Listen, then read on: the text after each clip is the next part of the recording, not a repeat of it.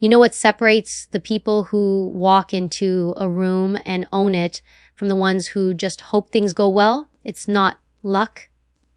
It's not charm. It's priming. Priming is the silent preparation that happens before the moment even begins. It's how you wire your mind, your emotions, and even your body to respond the way you choose, not the way the world pushes you to.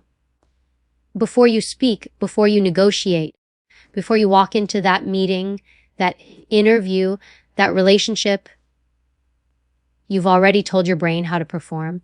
That's priming. When you prime yourself, you're not reacting, you're leading. You're telling your subconscious, this is who I am. This is how I show up. But most people let the day dictate their state. They wake up, scroll through their phone, and wonder why they feel anxious before breakfast. That's also priming, just the wrong kind. Because whether you realize it or not, you're always being primed by the news you watch, by the people you talk to, by the thoughts you replay over and over. So the question isn't if you're being primed, it's who's doing the priming. The powerful ones, they take control of it. They choose their mental input like they choose their weapons deliberately. They start the day with intention. They tell themselves, today, I'm calm. I'm ready. I'm in charge. They rehearse success before it happens. And when the real moment arrives, their body and mind already know the script. That's not arrogance. That's mastery. Priming isn't pretending. It's preparing. It's aligning your inner world before you face the outer one. And here's the truth. You cannot perform at a level higher than what your mind believes is possible. Priming expands that belief. It programs your identity, and your identity drives your behavior. So before your next challenge, don't just hope you'll do well. Prime yourself to know you will. Take a deep breath. Stand tall. Picture the version of you who doesn't shrink, doesn't doubt, doesn't hesitate. See that person clearly and become them before you walk through the door. That's how the confident move. That's how leaders rise. That's how you shift from powerless to powerful, because priming isn't about faking it. It's about creating it. And once you understand that, you'll stop waiting for the world to set the tone and start setting it yourself. You're always being primed. The power lies in choosing what primes you. Most people move through their day unaware of how much influence their environment has on their thoughts, emotions, and actions. They believe they're making independent decisions, but in reality, their brains are constantly being shaped and conditioned by what they see, hear, and experience. Every sound, every conversation, every image that crosses your screen plants a seed in your subconscious mind. That seed grows quietly until it becomes the way you think, the way you feel, and eventually the way you act. This is priming, and it's happening whether you choose it or not. When you wake up and the first thing you do is scroll through chaos, negativity, or distraction, you've already told your brain what kind of day to expect. You've primed yourself for anxiety, comparison, and pressure before your feet even touch the floor. The news, the noise, the endless opinions, all of it programs your state of mind before you've had a chance to set your own tone. And here's the truth. Your mind is obedient. It listens carefully to whatever you feed it. If you give it fear, it will look for danger. If you give it confidence, it will search for opportunity. If you give it purpose, it will move toward meaning. The choice every single day is yours, but only if you are aware of it. The people who move with quiet power are not just confident by chance. They've mastered the art of priming themselves before the world gets to them. They know that control doesn't start in the room. It starts long before they walk into it. Before a leader speaks, before an athlete performs, Before a negotiator sits down, they have already conditioned their mind for what's coming. They visualize success. They rehearse calm under pressure. They decide who they will be no matter what environment they step into. This is intentional priming, the power move that separates those who respond from those who react. Think about how many moments in life are lost because people allow external forces to prime them negatively. One harsh comment ruins an entire mood. One rejection rewires self-belief. One failure reshapes confidence. That's what happens when you leave your mind unguarded. The world is full of inputs that compete for your attention, your emotion, and your energy. If you don't set boundaries, you become a reflection of everything around you, scattered, unfocused, reactive. But when you take ownership of what primes you, you build mental armor. You choose what enters, what stays, and what gets rejected. You become intentional about your inner world. And when your inner world is stable, your outer world follows. Priming isn't just about positivity. It's about precision. It's not pretending everything is perfect. It's preparing yourself to handle imperfection with strength. When you prime your mind, you're training it to respond in ways that align with your goals, your values, and your standards. You can prime yourself for patience when things go wrong, for confidence when stakes are high, for clarity when emotions run hot. The most resilient people are not born that way. They prime their thoughts daily. They speak to themselves in ways that reinforce belief instead of fear. They use repetition, visualization, and language as tools to instruct their subconscious on how to behave before situations arise. Your brain doesn't know the difference between imagination and reality. It responds to both.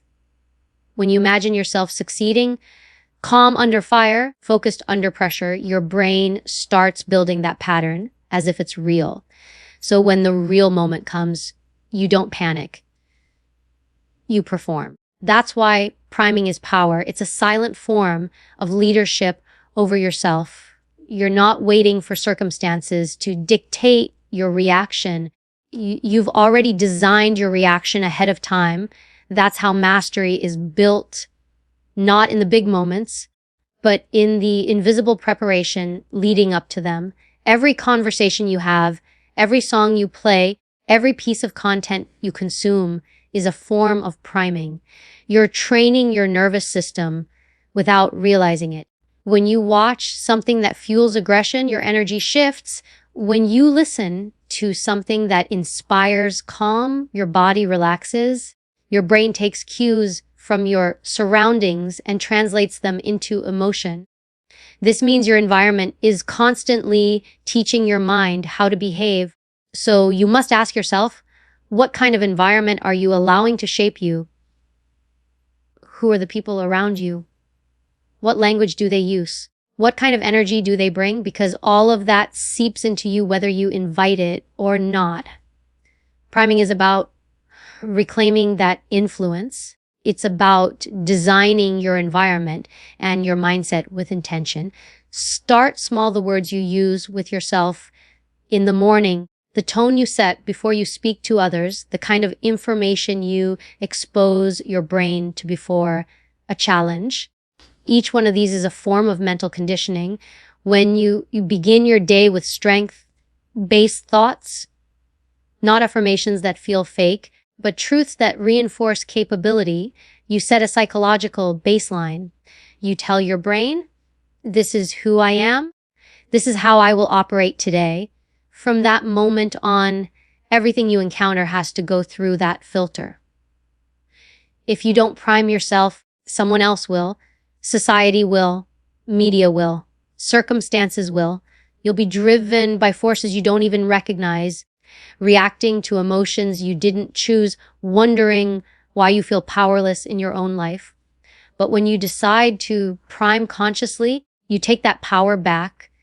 You stop being a passive receiver of influence and become the architect of it. You start programming your reactions, your focus, your energy. You don't wait for motivation. You manufacture it. You don't wait for confidence. You cultivate it. That's the shift from being influenced to being in control. Priming is also contagious. The energy you bring into a space primes others as well. When you walk in calm and grounded, people feel it. When you project certainty, it quiets uncertainty in others. You become the emotional thermostat of the room, not the thermometer. You set the tone instead of reading it. That's why those who understand priming never underestimate small rituals, the way they breathe before a big moment, the thoughts they allow before speaking, the posture they hold when facing adversity.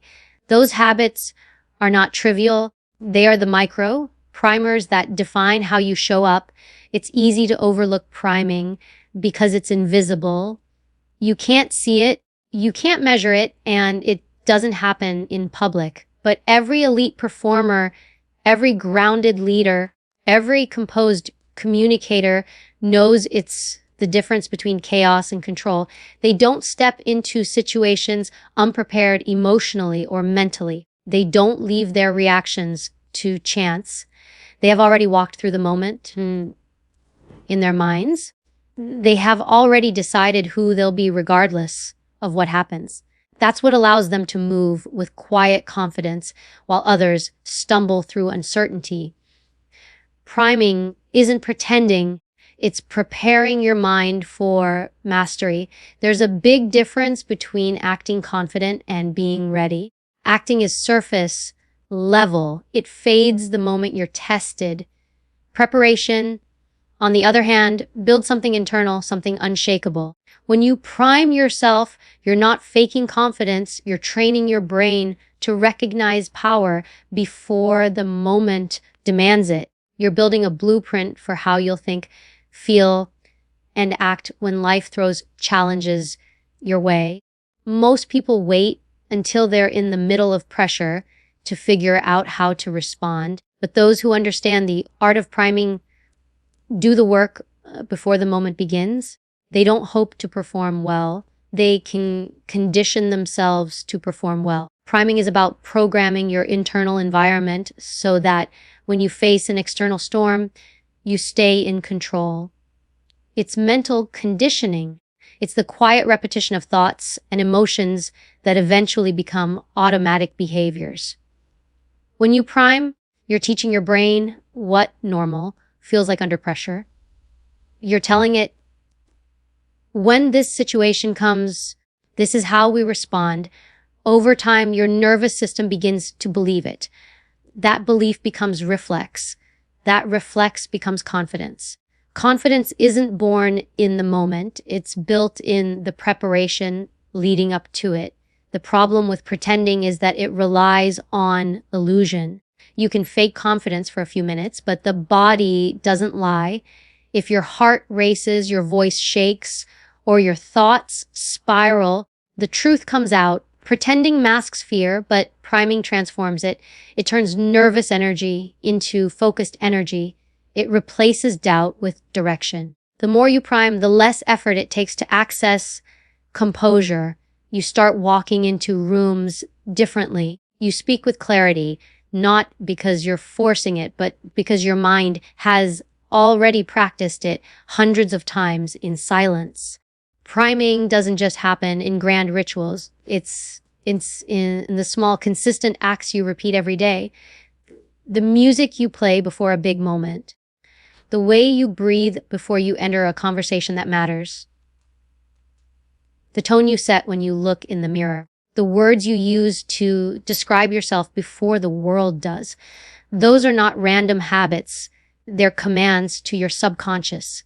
They tell your brain, this is who I am when things get tough. Over time, your brain starts to listen. It starts to associate your presence with control, your silence with confidence, your actions with intention. When you prepare your mind for mastery, you understand that performance is emotional, not just intellectual. You can know every fact, rehearse every line, and still crumble if your emotional state isn't primed. The mind controls the body, but the body also influences the mind. That's why powerful preparation involves both. When you stand tall, breathe deeply, and visualize success, you're not playing make-believe. You're activating physiological responses that align with strength. The body sends signals to the brain that say, we're safe, we're ready, we've done this before. That signal lowers stress hormones, sharpens focus, and allows clarity to replace panic. That's not magic, it's neuroscience.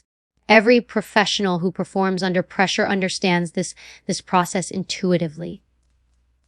The athlete before the game, the soldier before the mission, the speaker before stepping on stage, they don't wing it, they prime.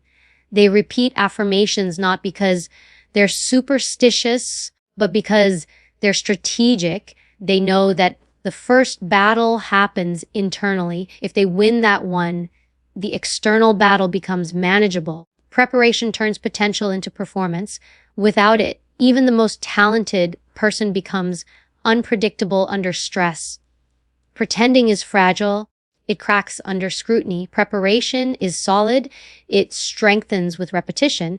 When you rely on pretending, you're constantly managing appearances, hoping no one notices the cracks. When you rely on priming, you're managing reality. You're not performing for others.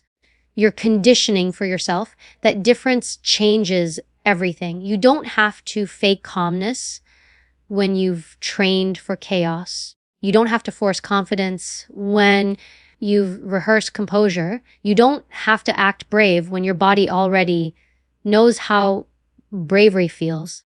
Priming also protects you from emotional hijacking. When you're not prepared, you react. When you are, you respond.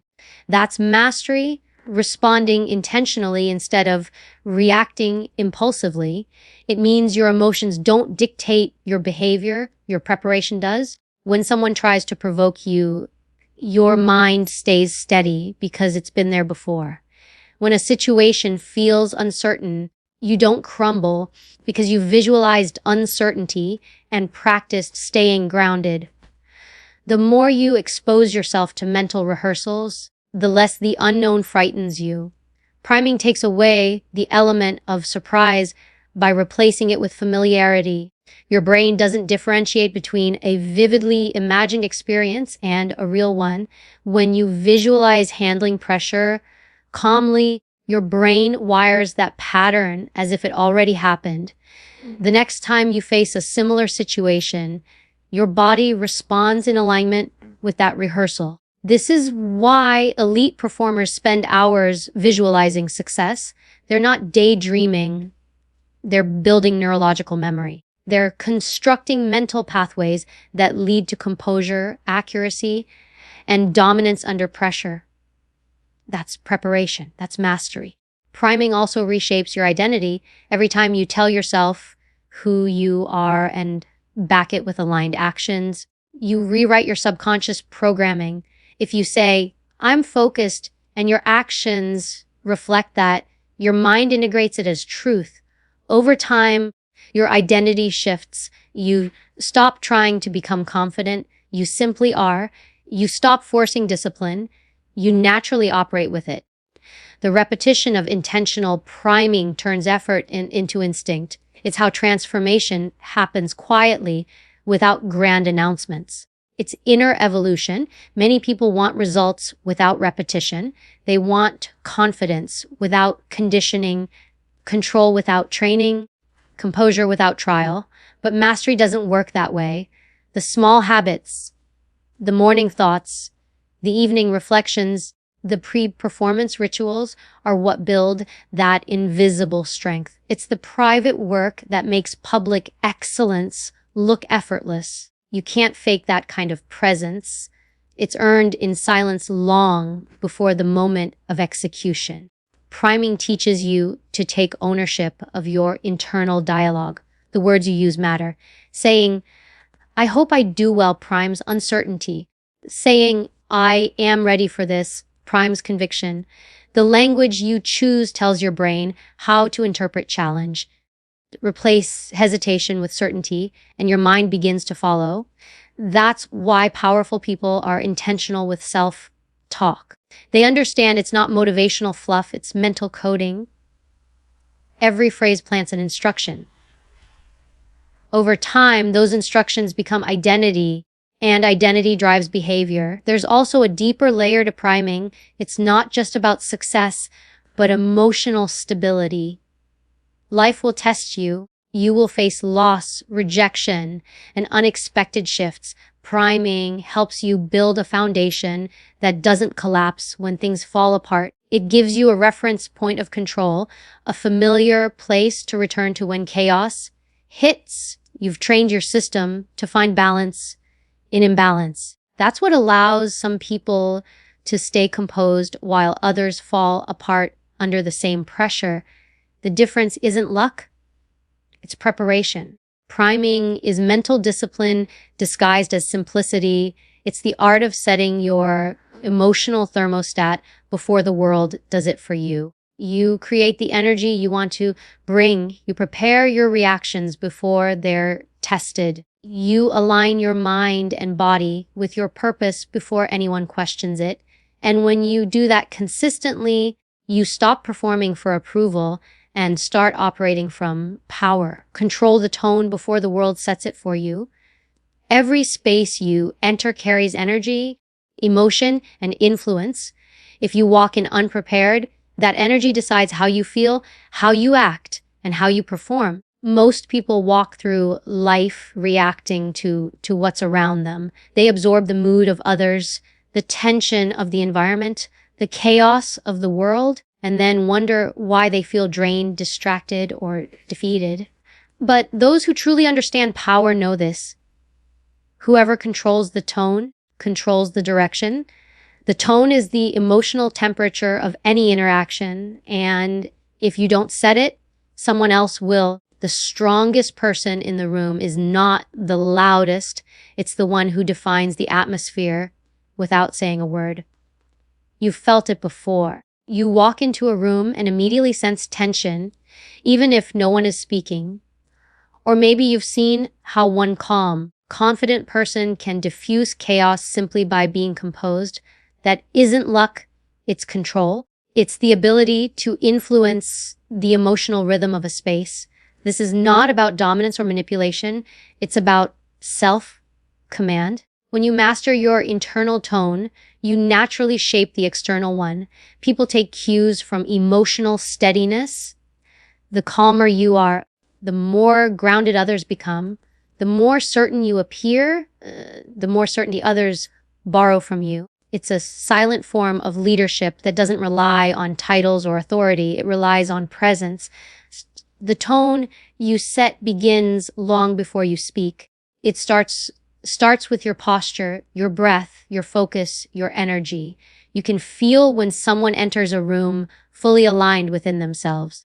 They don't rush to impress, they don't overtalk, and they don't let others dictate their rhythm. They move with a sense of quiet assurance that says, I'm in control of me.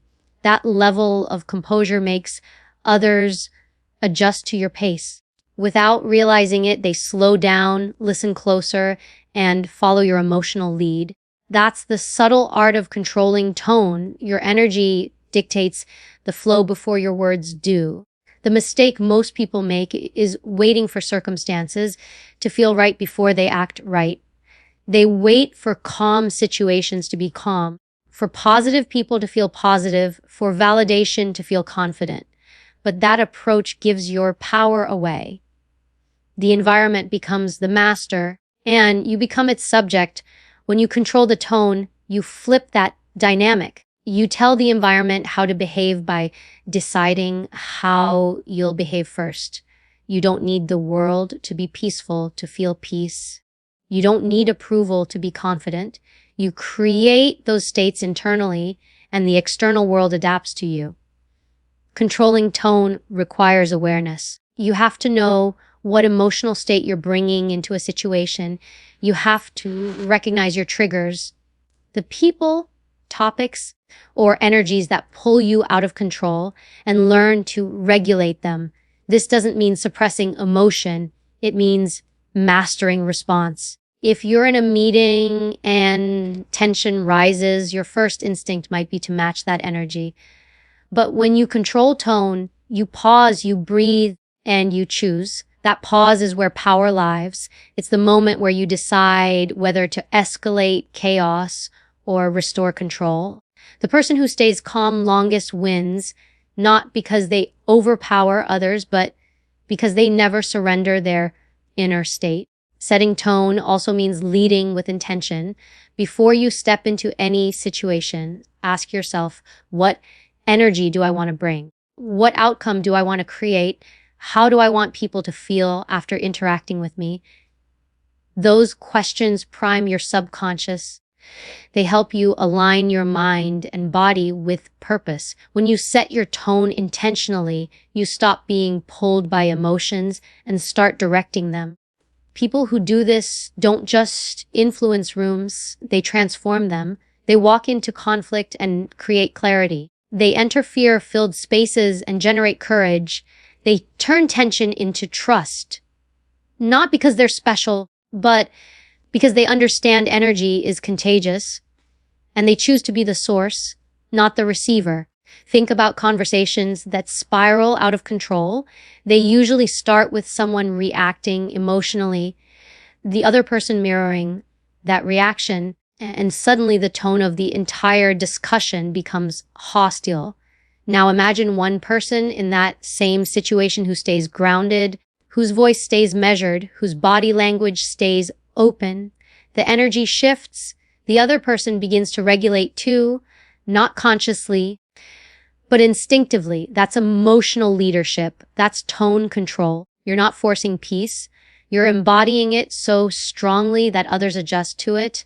Controlling tone is also about timing. Knowing when to speak, when to pause, when to let silence work for you. Silence, when used intentionally, can set the tone more powerfully than words ever could. It demands attention without aggression. It communicates strength without noise. When you speak from a centered state, every word carries weight because it's backed by control, not emotion. That kind of tone can disarm defensiveness, command respect, and influence outcomes without force. It's the essence of calm authority. Your tone doesn't just affect others, it rewires your own nervous system. The more you practice composure, the more your brain associates calmness with control. Over time, stress no longer hijacks your focus the way it used to. You begin to notice that what once triggered you now barely touches you. This is the long-term effect of tone discipline. It becomes your emotional baseline. You no longer need to fake confidence. You live it. You no longer need to chase peace. You carry it. Everyday environments test your tone. Someone cuts you off in traffic. A colleague interrupts you. A situation doesn't go as planned. Each moment gives you a choices match the chaos or maintain your control. The more you choose control, the more powerful you become. Because each choice reinforces a message to your subconscious. You are in charge. And when your mind believes that, your body follows. You walk taller, speak slower, and think clearer. That's how influence begins, not by controlling others, but by mastering yourself. People who control tone also control perception. When you're calm under pressure, others see you as reliable.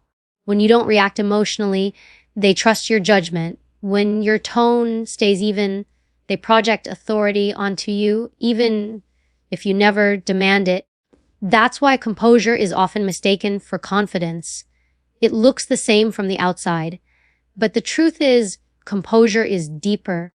It's the signal that you know who you are and refuse to let the world shake it. It's not about suppressing authenticity. It's about channeling it. You can feel deeply and still respond strategically. You can be passionate and still remain poised. The difference is control. Passion without control burns bridges. Passion with control builds them. Controlling tone means giving your emotion direction instead of letting it scatter. It's choosing influence over impulse. The people who do this consistently become magnetic. They attract respect, trust, and calm wherever they go. You train tone the same way you train strength, through repetition. Start with small moments. When irritation rises, slow your breath. When fear appears, speak slowly. When someone raises their voice, lower yours. You'll notice how quickly energy shifts in your favor. Over time, this becomes second nature. The tone you bring to each situation becomes your signature. It precedes your words, shapes your relationships, and defines your results. People won't always remember what you said, but they will always remember how your energy made them feel. And that energy begins with one decision: to control the tone before the world sets it for you.